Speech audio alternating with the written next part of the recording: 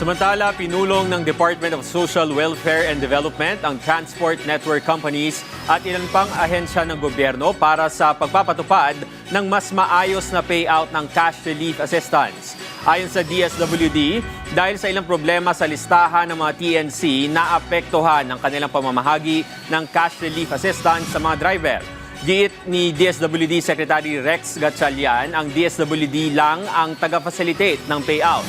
Ngunit ang nag-aayos at nag-update ng listahan ay ang partner agencies. Dagdag pa ng kalihim, kinakailangang matiyak ng kagawaran na lehitimo at totoo ang benepisyaryo na kanilang binibigyan ng ayuda.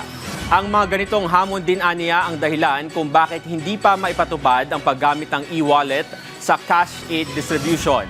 Kaya naman inatasan ni Gatchalian ang mga TNC na magsumite ng malinis na listahan hanggang sa Lunes.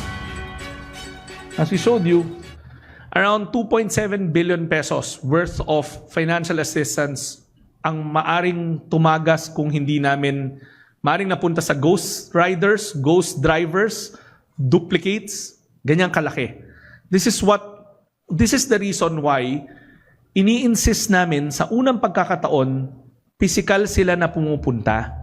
Kasi nasusuri namin na mabuti kung una, totoong tao ba tong kinakausap natin? Pangalawa, totoong driver ba? May driver's license ba?